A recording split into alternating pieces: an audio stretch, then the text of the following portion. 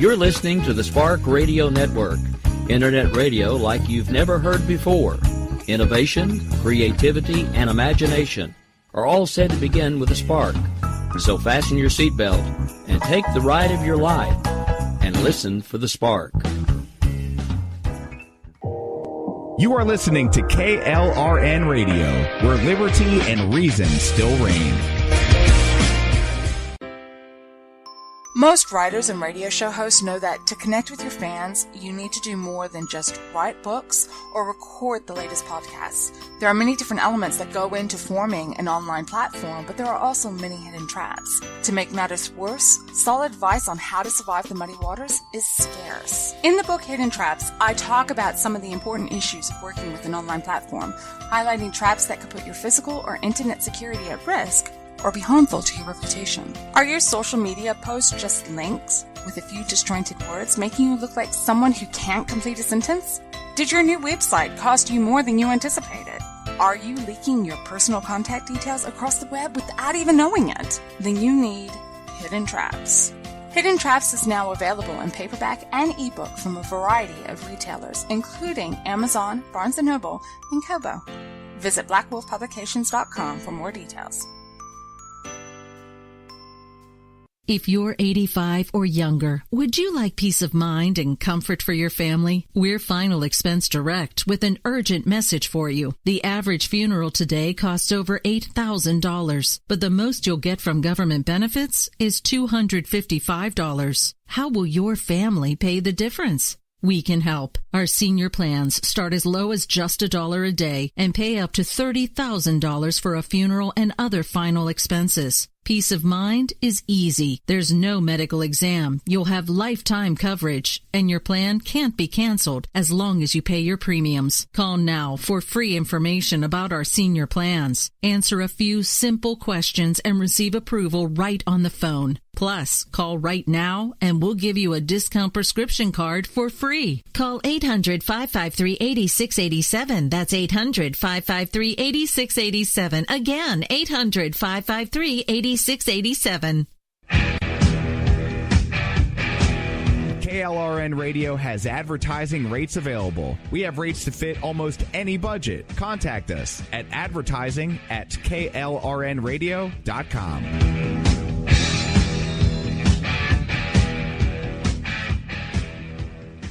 Everyone loves liberty. Our rights come from God, not the government. So why are you letting other people tell you what's best for your health care? Exercise your freedom with Liberty Health Share. Liberty Health Share is a community of people who voluntarily share one another's medical costs. Liberty Health Share is founded on the idea that most people truly want to help one another. Healthcare sharing allows members to do just that as a true community that supports one another in times of need. Liberty believes people should make decisions for themselves and their families. Members are able to take back the freedom to make their own decisions about their health care. Freedom from guilt or doubt about how your money is used. You have the freedom to direct your health care, not to be dictated to by bureaucrats. Stop letting others tell you what to do and join a community of like-minded people. Exercise your freedom. Join Liberty Health Share and take back the control of your health care while helping those around you. Call Liberty at 855-58-LIBERTY. Again, that's 855-58-LIBERTY for more information, or you can check them out at libertyhealthshare.org. Again, that's libertyhealthshare.org.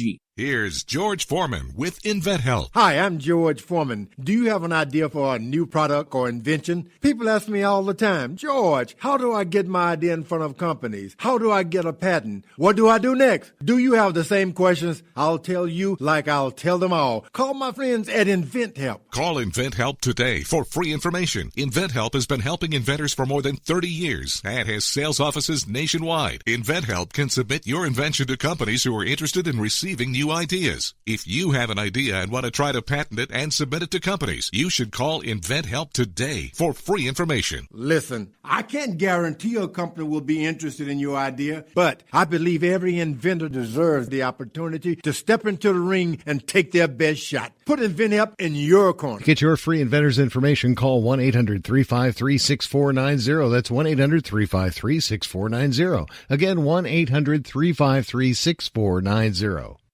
At St. Jude, our family never sees a bill at all. It's like the world has been lifted off of your shoulders. St. Jude Children's Research Hospital. Finding cures, saving children. Learn more at stjude.org.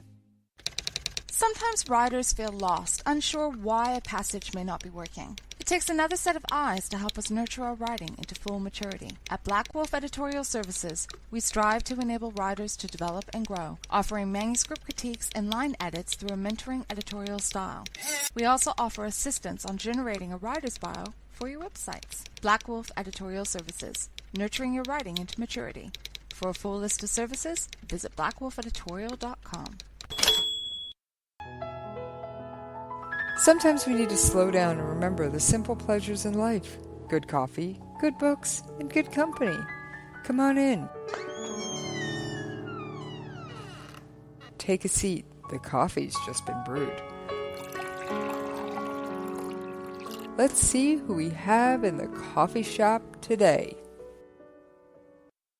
Wow, what a wonderful day in the coffee shop. And as I'm looking around, Robin Weiss.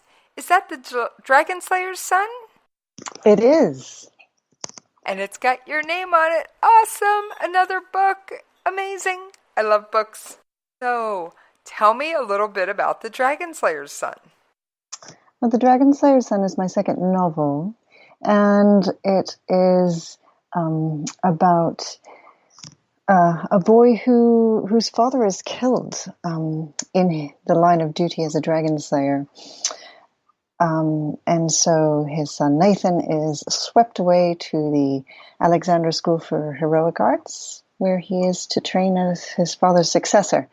Unfortunately, when he gets there, he realizes that dragons aren't really what he thought they were. And in fact, his father might not actually be dead. And so he and his friends need to go rescue his father. And to do that, they actually have to go and enlist the help of the dragons and unravel a international ring of wildlife smugglers as well along the way. Wow, that sounds fascinating. Now, this is a fantasy or a high fantasy? It is a fantasy. It's set in New Zealand, set in modern-day New Zealand with dragons. And you live in New Zealand? I do. And correct me if I'm wrong, wasn't The Hobbit filmed in New Zealand? The Hobbit and the Lord of the Rings movies, yes, they were all filmed here. So I guess, did that play any role in your inspiration for setting your dragon-filled fantasy in New Zealand? It probably did, but if you've ever been to New Zealand and hiked around in our mountains, it's a place that inspires sort of what-if thinking, because there's a lot of wilderness here. There's a lot of, we have a lot of real creatures here that sort of have taken on mythical proportions. And so it is a landscape that inspires that thinking, even without the film industry doing their thing here. Well, I've never had the pleasure of visiting your country, but it is definitely on my bucket list. Excellent. We love visitors. Yes, I actually have made a few friends through my radio shows over in New Zealand, so I think it would be fascinating to come. Now, how long did it take you to write The Dragon Slayer's Son? The Dragon Slayer's Son was one of my 6-week wonders. I knocked it out in 6 weeks. Yes, once I started, it just sort of spilled right out. 6? Wow. I think that's one of the shortest times I've heard for anybody composing a manuscript. Now, was that 6 weeks for the rough draft or 6 weeks to draft, edit, polish? That was 6 weeks just for the rough draft. It took another year to get it to publication. Okay. Whew. There was one author I had on this show who said he wrote his entire draft in 30 days and had it publication ready in another 30. That's a little fast. I have a friend who just said he finished one just recently, a first draft, in 12 days.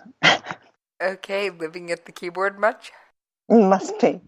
As much as I love books, I can't write. It's just everyone's I'm surrounded by writers because I do have this huge love of books, and I have my show, so people are always saying, "Oh, you should try writing." I've tried. To me, I'd rather be beating my head against the brick wall over there than sitting here trying to type words. So it does take discipline. Even with that, it's just not. It brings me no joy. It feels more like a punishment to me than it is something I want to learn and craft into something to share with anybody. So I've just taken to reading instead. That's an excellent thing to do. Yes, I'm the person everybody writes the books for. Yay. Because I am absolutely a voracious reader. Although I do not keep a Goodreads account, but I have been tempted to start one on many occasions. I read on the order of 200 books a year. That's a lot of books. That's part of why I started the show, because I'm always running out of things to read. True little fact, my Kindle, as big as Kindle memories are, I cannot download my entire library at once. So that's a scary proposition, I think. Mm-hmm. So once you get your first draft done, what's your next step in the writing process? What do you do with it? Well, I usually set it aside for a week or two to let it, to let my mind forget it, basically. And then I read through it again myself and do a round of editing. And then it goes to my family, to my husband and my kids. And even though the kids are teenagers now, we still read aloud every night, and we do it as a family. And so I have my husband read it aloud to the whole family.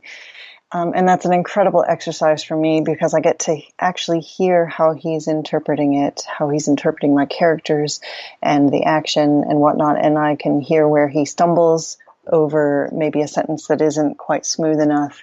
And I also we have discussions every night about what we've read. And then at the end, we discuss, I get their feedback on it. And so, of course, that inspires another round of editing.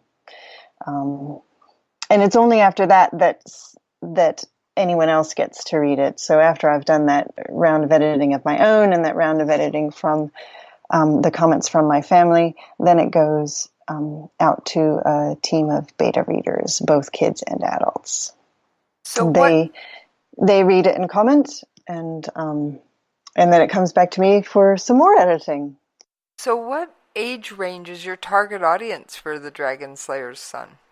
The Dragon Slayer's Son is really aimed at the middle grade audience, which is sort of the 8 to 13 years old range.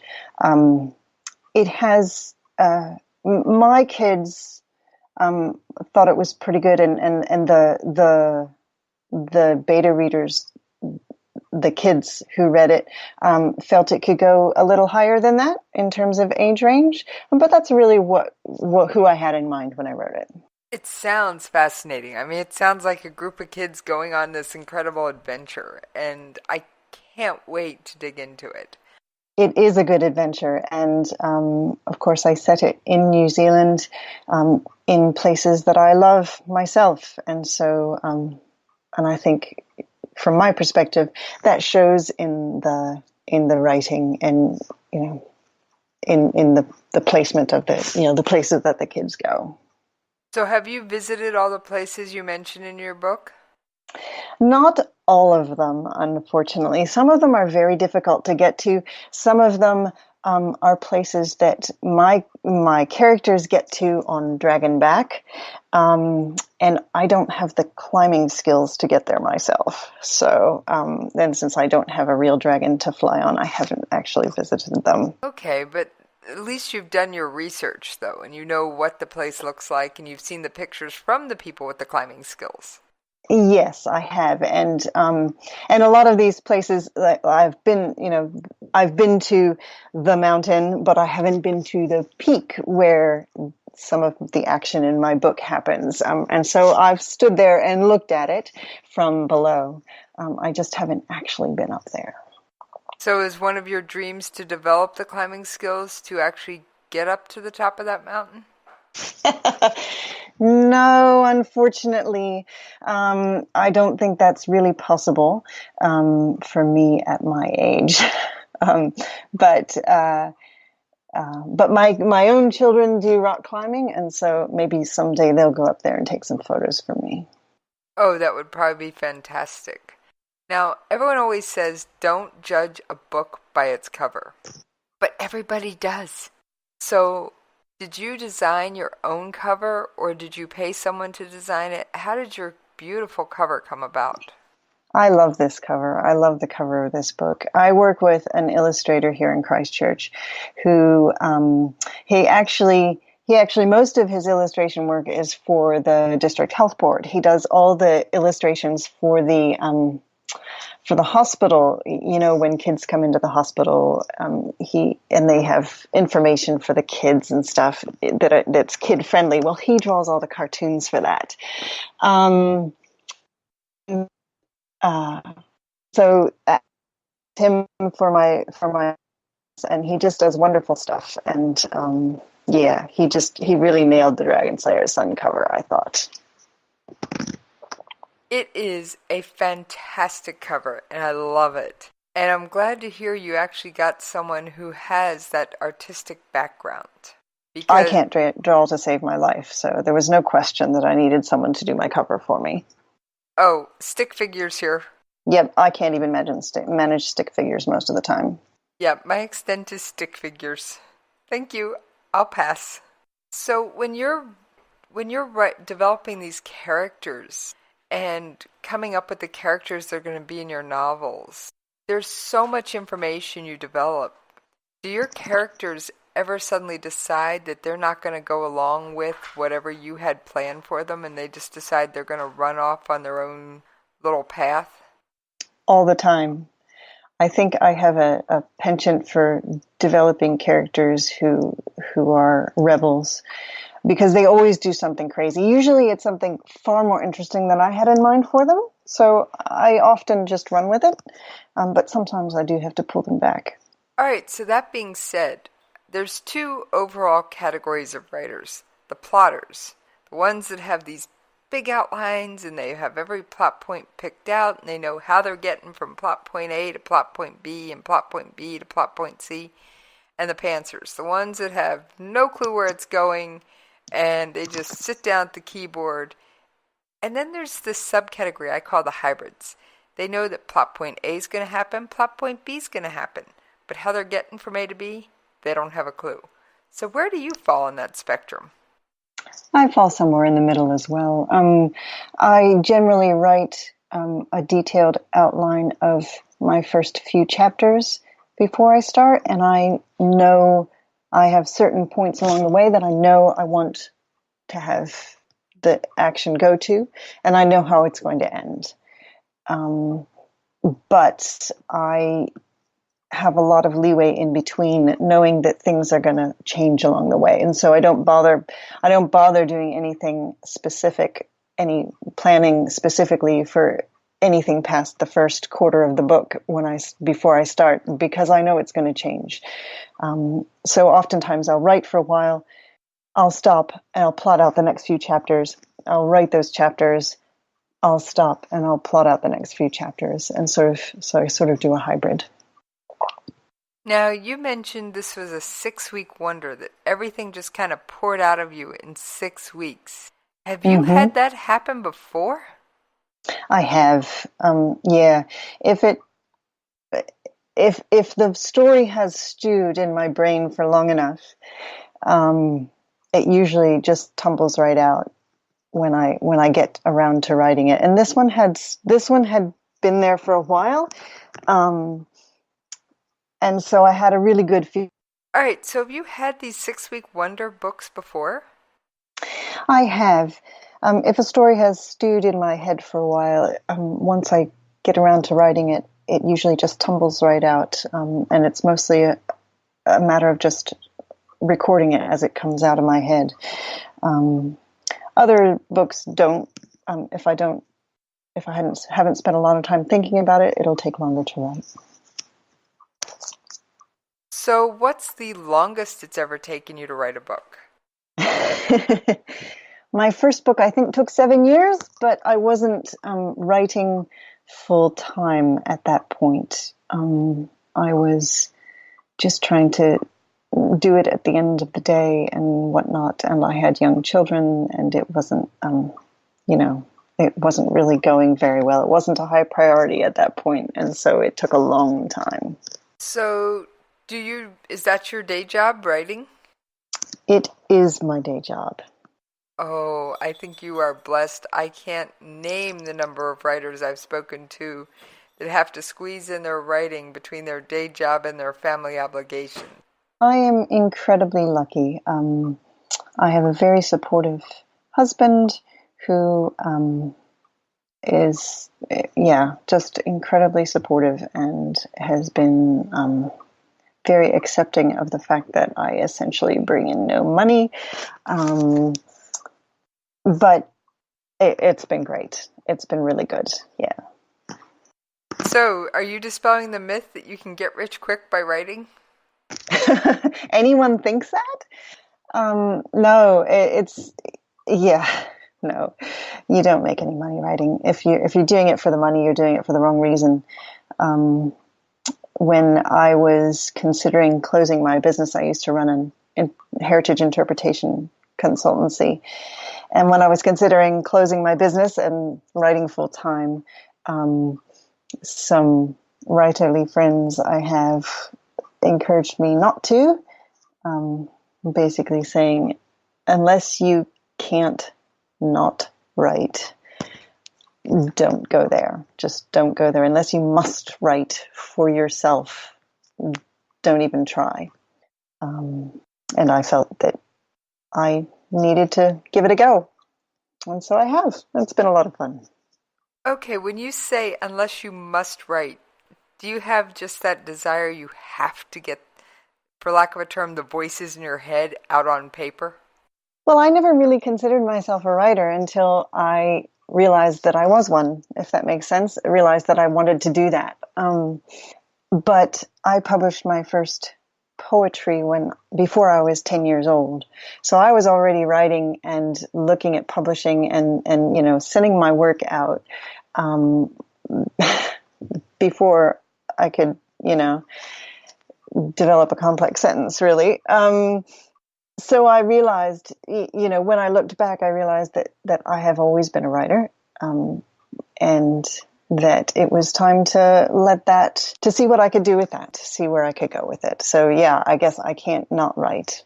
And I hadn't really accepted that I was writing since I was able to hold a pencil. When you say that if you're in it for the money, you're in it for the wrong reasons, I agree. Because other than a select tiny, tiny, tiny fraction of writers, and I'm talking like your New York Times bestseller type creatures, which they're there, but they're few and far between. You're not really going to make any significant income from writing. So I'm guessing you do it for the love of the story and the love of the craft? I do. And I do. Two of the 4 books that I've written are nonfiction.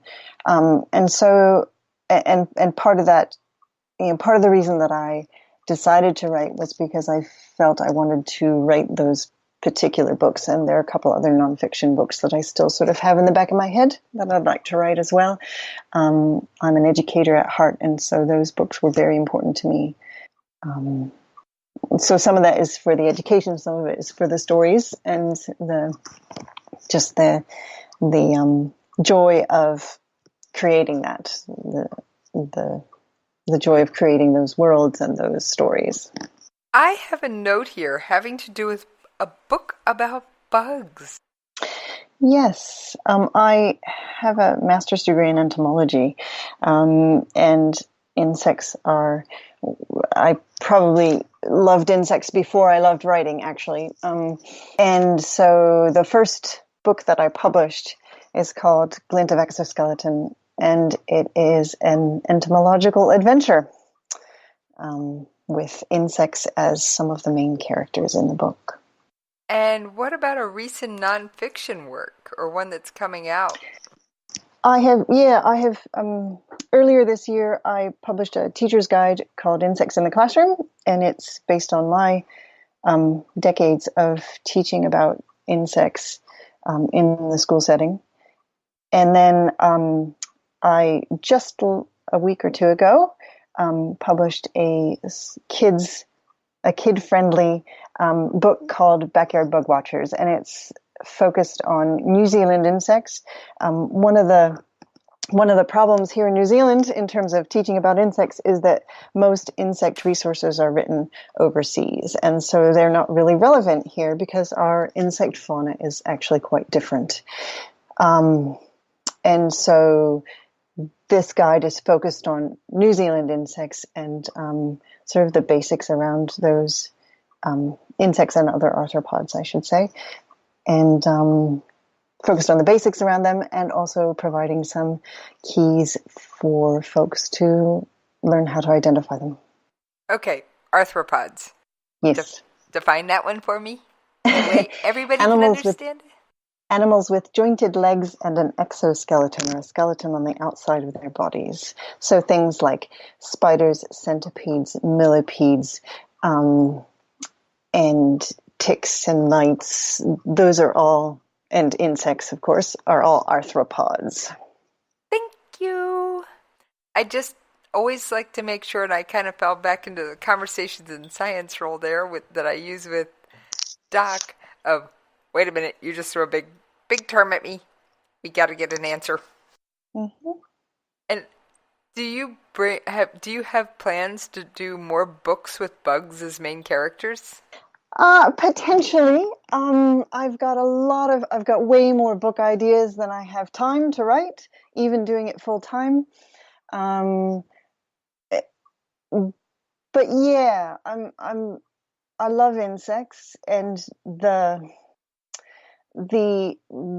real life facts about insects are so amazing that they really do lend themselves to fiction, because they're stranger than fiction, truly.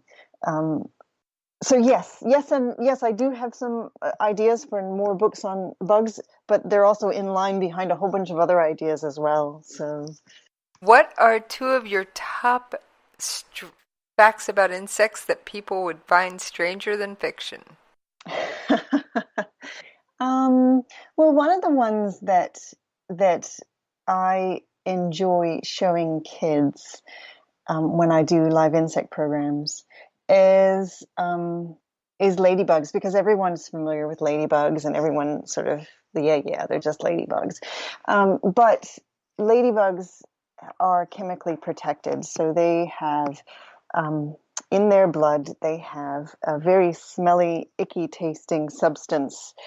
And when they're frightened, they do what's called reflex bleeding. And that means they squeeze blood out from their knee joints. And it smells bad and it tastes bad.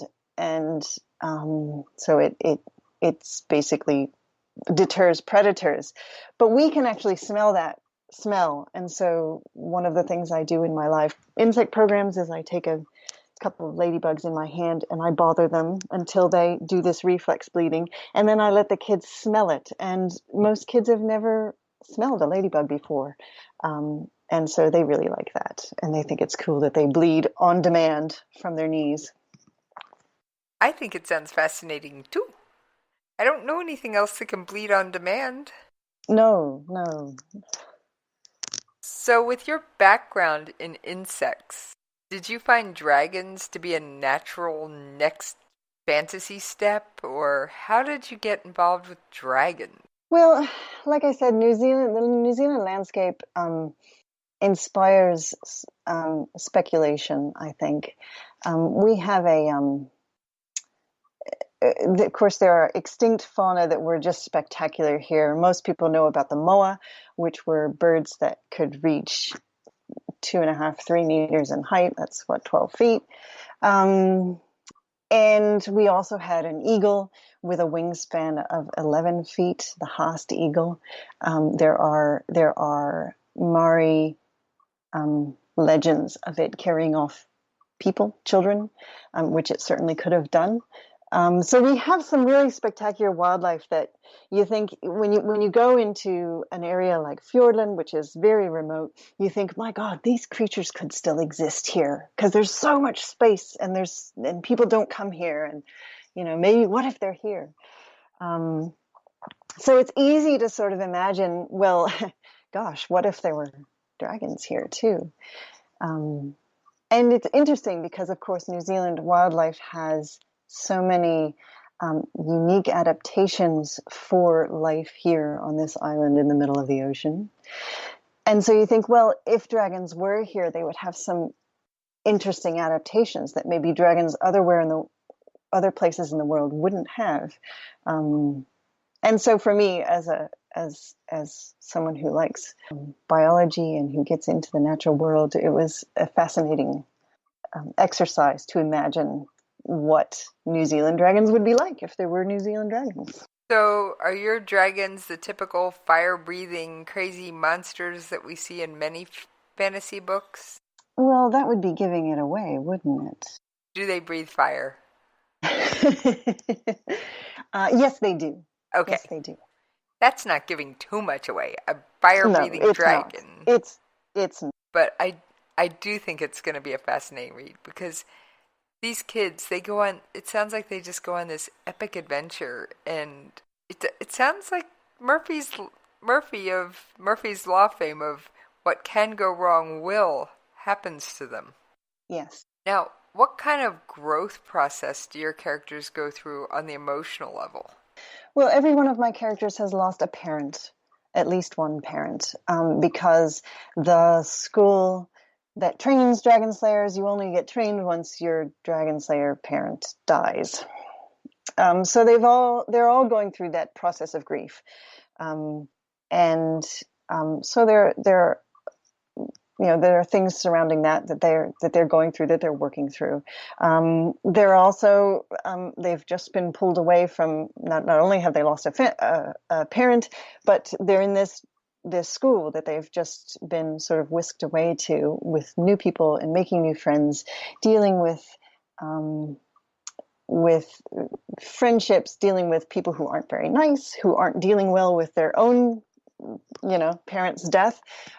So there's bullying and stuff like that. So they're dealing with all the sort of early teen crap that people deal with, as well as being in this setting where they're learning all these amazing things. So do your characters change over the course of the book? I mean, obviously they're still teenagers at the end, right? Yeah, absolutely. The book only spans a couple of months of time. But they do change. Because they are going on this adventure alone, for 4 kids alone, without any adults. They're learning to do things for themselves. They're learning to think for themselves. They're learning to work together, they're sort of taking responsibility that they had never had to take before. So they're growing in that way. They're really sort of learning who they are and what they stand for. I've got to ask, are there both boy and girl dragon slayers? Yes. Well, that's sort of interesting because it's a change it's a fairly recent change in sort of the system that is in place in the Dragon Slayer's Son. It used to be only men who were dragon slayers, but as family sizes grew smaller, they started to have to take on the girls as well because there weren't enough boys to replace their parents, because as you can imagine, the mortality rate in the dragon slaying profession is rather high. So they started taking on girls, but it's a relatively recent thing. So in the Dragon Slayer's Son, there are only 2 girls at the school for dragon slayers, but they are 2 of the 4 who go on this adventure, and they are they're very strong personalities, the 2 girls. I think it's great that you included a couple of strong female characters. I really do. That was really important to me. In fact, I hesitated having the main character be a boy. it ended up working out that way, and that was fine. But I definitely wanted to have those strong girls in there, and the four of them would not survive their adventure without the girls. So they pull their weight and then some. Now, like the mythological world of Hogwarts and the real New Zealand schools, does this school have the houses where your houses become like your family, and there's the collective gain and collective loss of different rewards and things like that? No, this isn't a Harry Potter book. There's no magic. The dragons are biological creatures. They're not magical creatures. There's no magic in this book. And the school is very small. Of course, there's not a huge call for a lot of dragon slayers, and so the school is actually quite small. There's only about 25, 26 kids in the school, and they're divided in their classwork. They're divided into sort of 6-month blocks. So there's the kids who have been at the school for under 6 months, those who have been there 6 to 12 months, and then 12 to 18 and 18 to 24, because it's a 2-year program. So in a sense, they're divided by class, just because that's how they have their studies, but there's not really houses or anything. Okay, knowing just a little bit about the New Zealand society, I was just wondering if that little fact had carried over, but given a school of that size, I can see where there wouldn't be room for such things. No. So what was your favorite part of the book that you had to take out? There's always something you want to leave in, but editing is called slaying your darlings for a reason. And when I first wrote it, I had a lovely little story told by one of the old dragon slayers, who now works at the school, and it was a great tale, sort of told in the like a fisherman, a big fish that got away sort of tale. But it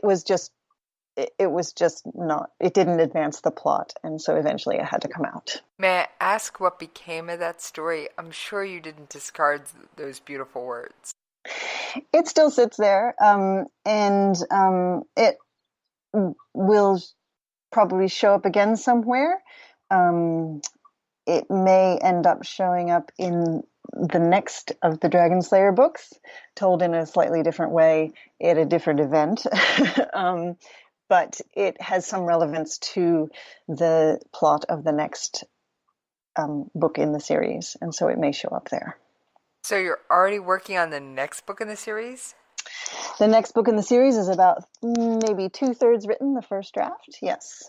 Oh, outstanding. So that means you'll be back on the coffee shop in what, about a year? I hope, yes.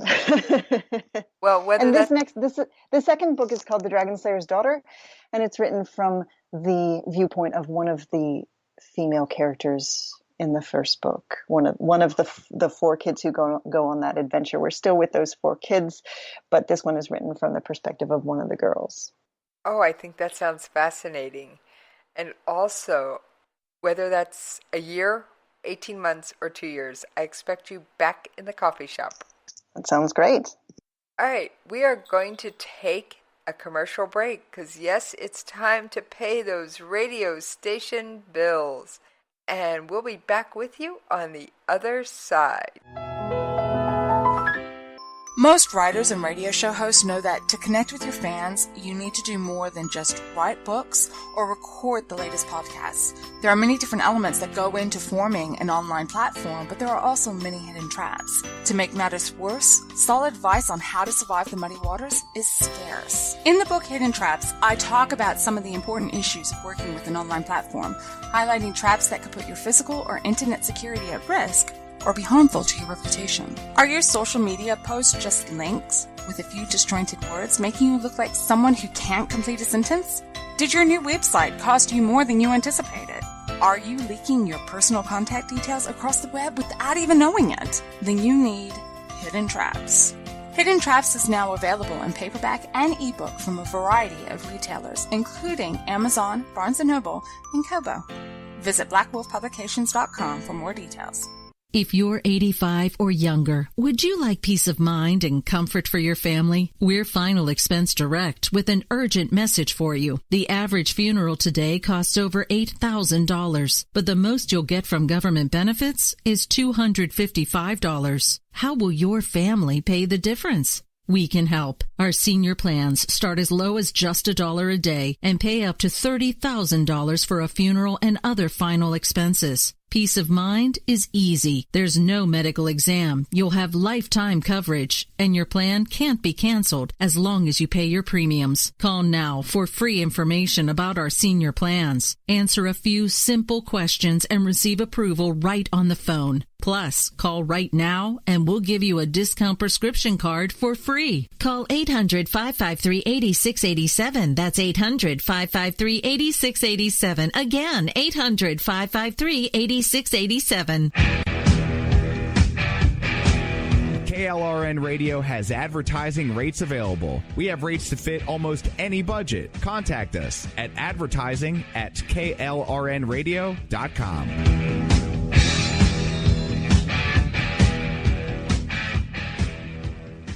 Everyone loves liberty. Our rights come from God, not the government. So why are you letting other people tell you what's best for your health care? Exercise your freedom with Liberty Health Share. Liberty Health Share is a community of people who voluntarily share one another's medical costs. Liberty Health Share is founded on the idea that most people truly want to help one another. Healthcare sharing allows members to do just that as a true community that supports one another in times of need. Liberty believes people should make decisions for themselves and their families. Members are able to take back the freedom to make their own decisions about their health care. Freedom from guilt or doubt about how your money is used. You have the freedom to direct your health care, not to be dictated to by bureaucrats. Stop letting others tell you what to do and join a community of like-minded people. Exercise your freedom. Join Liberty Health Share and take back the control of your health care while helping those around you. Call Liberty at 855-58-LIBERTY. Again, that's 855-58-LIBERTY for more information, or you can check them out at libertyhealthshare.org. Again, that's libertyhealthshare.org.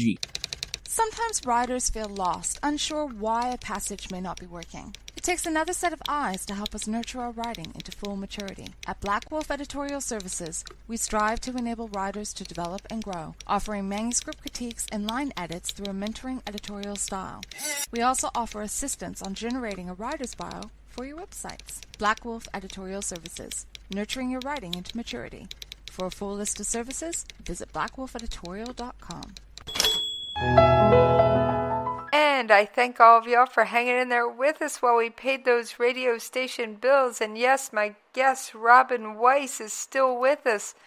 So, Robinne, are you self-published or traditionally published? I have self-published my books.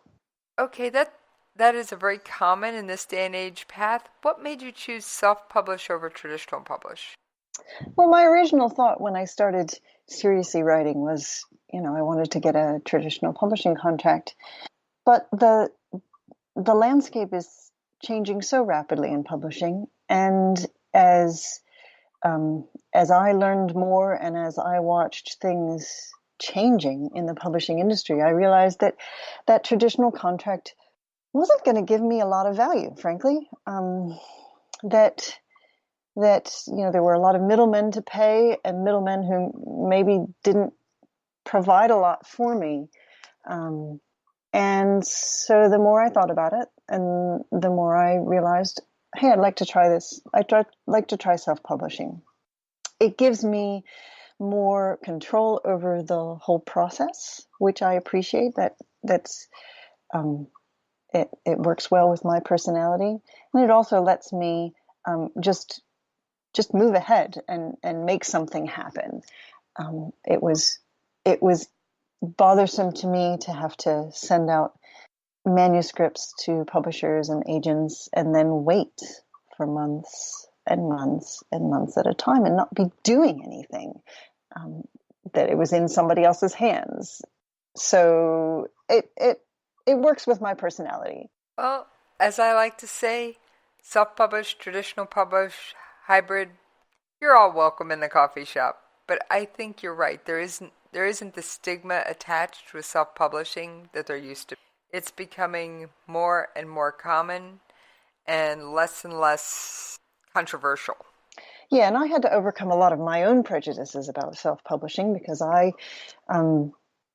had read a number of self-published books that I felt were poorly edited and poorly written, and just I felt like, gosh, do I want to be in that crowd?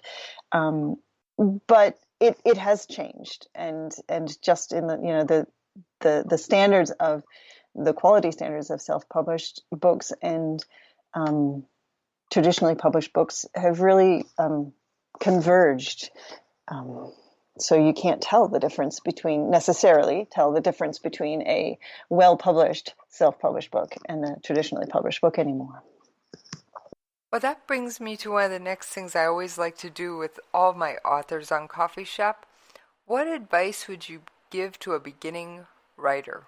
Spend most of your time writing. Don't worry about all the other stuff. Don't worry about whether it's going to be published or how it's going to be published. Just write and work on that craft first. Because if you don't have that, then that's the base. So work on your craft first.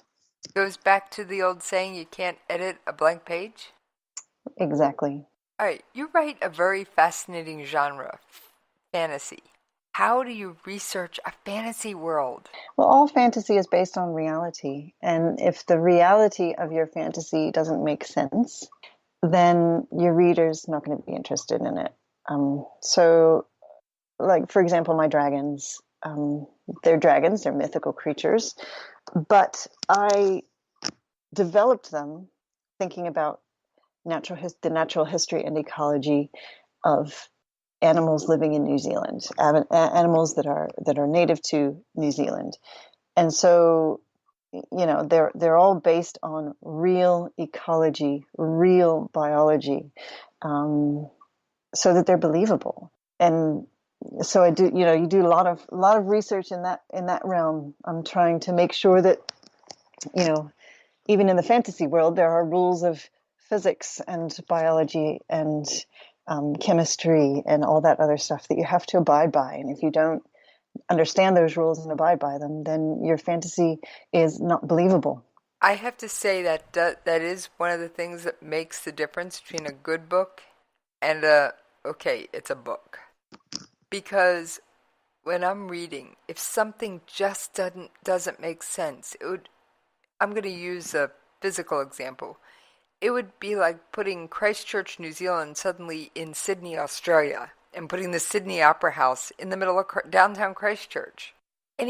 Unless you can back it up with a valid plot point of why these two places swap, it's going to jar me out of the book and make me want to put your book down.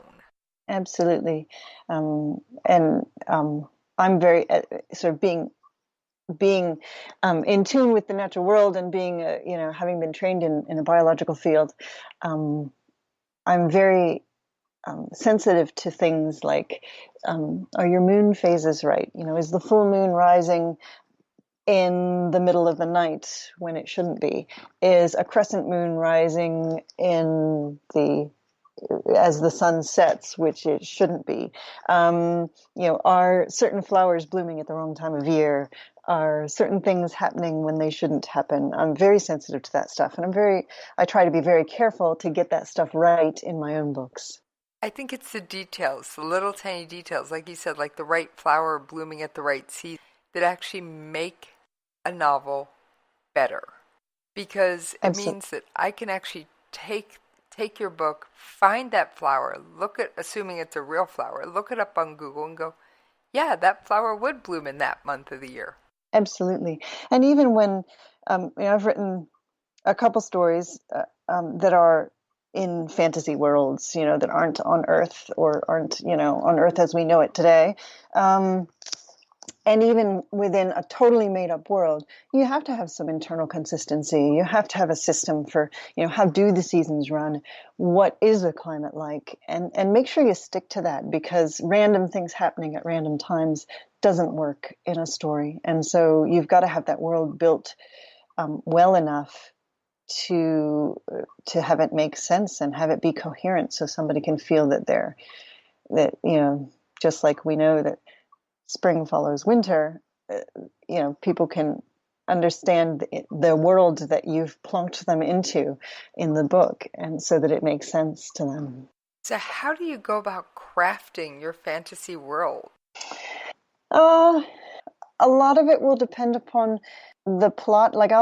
If I'm doing a complete fantasy world, I do, I'll spend a fair bit of time coming up with the world and the not just the physical world, but also the cultures that are within the human cultures and other cultures, if I have other cultures in the world, political systems and all the stuff that goes up to making a world.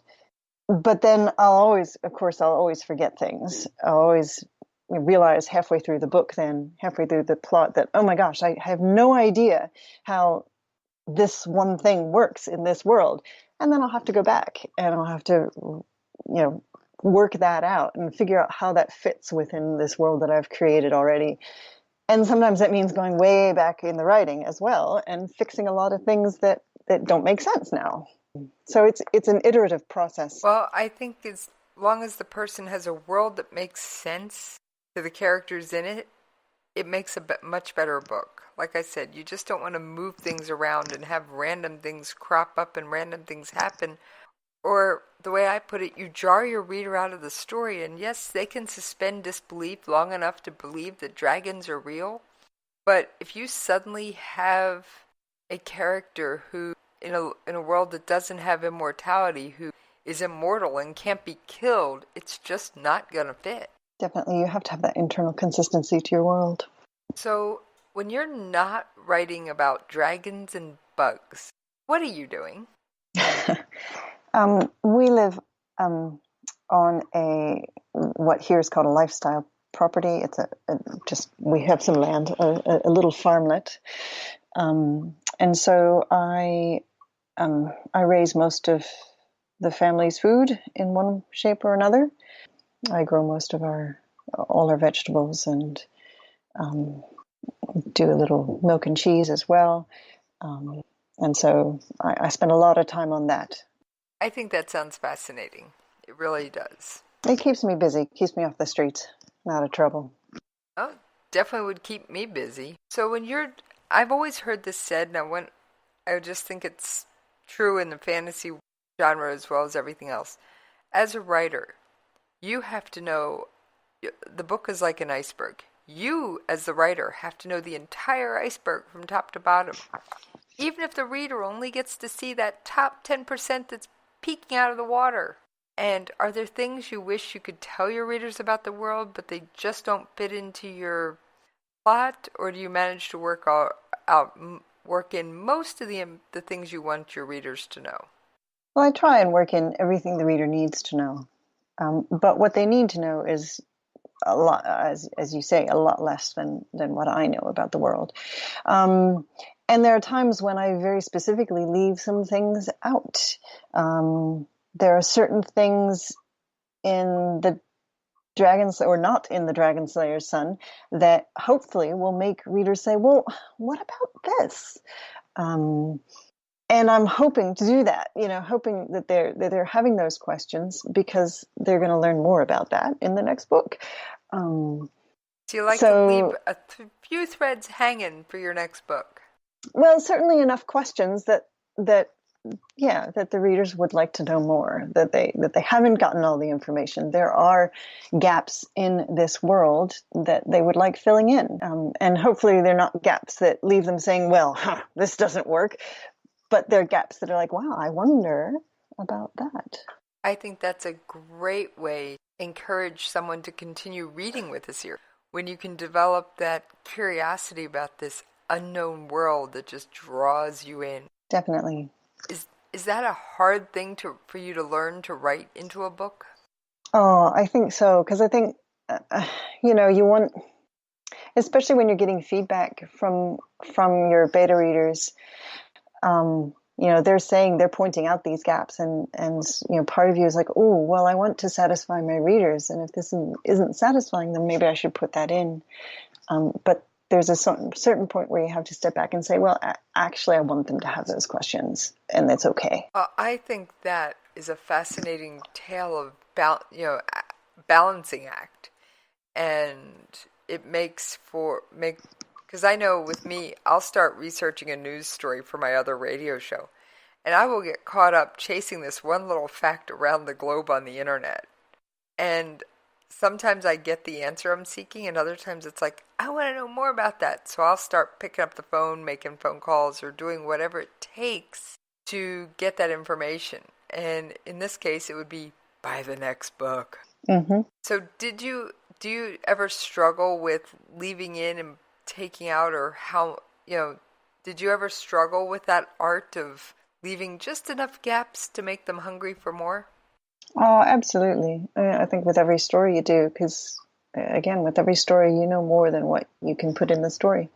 And so it's always a question of, well, what do I leave out and what's really critical? And to be honest, I think, a lot of my previous career actually helps with that, because I did a lot of heritage interpretation writing, which is, the signage that you see in national parks and whatnot that tells you about a certain feature or whatever. That's heritage interpretation. And I was doing a lot of writing for panels and whatnot here in New Zealand. And there on a panel, you have at most 225 words. And so how do you take, say, the geologic history of New Zealand and reduce it to 225 words? And so that's a skill that you learn by doing over and over and over again. And though I was doing that in the nonfiction world for many decades, it actually spills over into the fiction world as well. I have this vast knowledge of my own worlds that I'm building. What pieces are the most important to put into my story? What pieces are critical? That actually goes back to a tip that aired on Coffee Shop way back in one of my early episodes. We were discussing editing, and somebody suggested trying to summarize your scene in a tweet to figure out what the actual key points in that scene were, because you only get 140 characters. Yeah, and I do. I use some of the techniques that I use in nonfiction. I also use in my fiction as well. One of the things in interpretation, in heritage interpretation, that we talk about is this idea of a theme. And a theme is the take-home message. What is the one absolutely critical thing that your reader or visitor or whatever that you want them to go home with? What's that key take-home message? And I create themes for my books, my stories. I'll create a theme for a chapter or whatever, and it's purely for my own use, so that I know what my end goal is, and so that I can craft that piece of writing to meet that end goal. All right. Well, is there anything that we haven't touched on that you wanted to bring up? I don't think so. It's been nice to talk to you, and I hope that your listeners enjoy, if they choose to have a look at my books. I hope they enjoy them, and I'm looking forward to putting out some more books, both this year and later on in the years to come. Well, at this point, as I do with every guest, I always give my guests a chance to give out their social media contact information. Excellent. So I am, my website is robinweiss.com, ROBINNEWEISS.com. And from that website, you can visit my blog. You can check out my books and get links to all that good information on how to get them and whatnot. You can read all about me. Well, I thank you very much for joining me in the coffee shop today, Robin. And for those of you wanting to catch up with me, you can find me on Twitter at Jessie's POV, or you can drop me an email at the station, Jessie, JESSIE, at KLRNRadio.com. And I think it is time for me to pour myself a cup of coffee and settle in with the Dragon Slayer's son. And I will see you folks on the next episode of The Coffee Shop.